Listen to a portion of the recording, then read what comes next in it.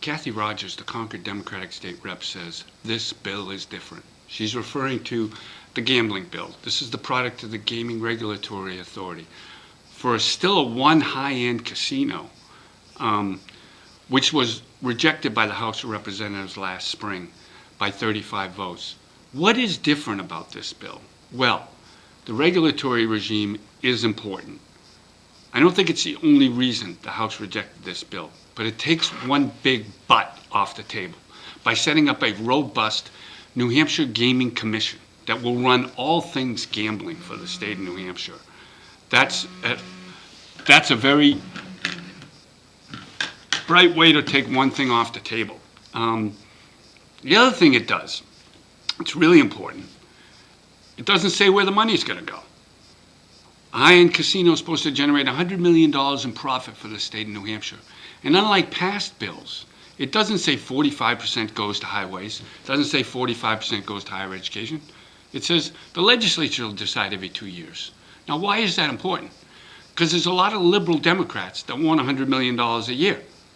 And they don't want it necessarily spent on roads and bridges. They want it spent on health and human service programs, for example. They want it spent on programs for children, programs for the mentally ill, programs for senior citizens.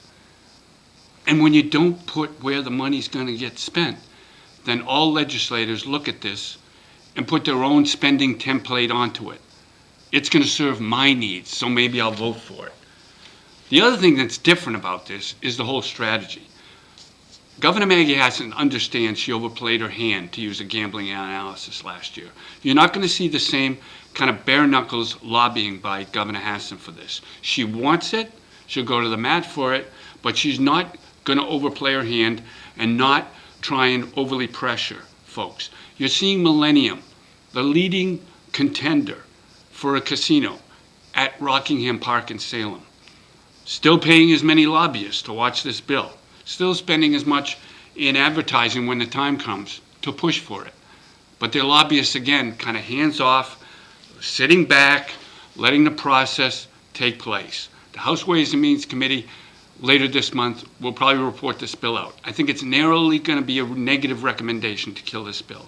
But this bill has a better shot than last year's bill did because this bill is different.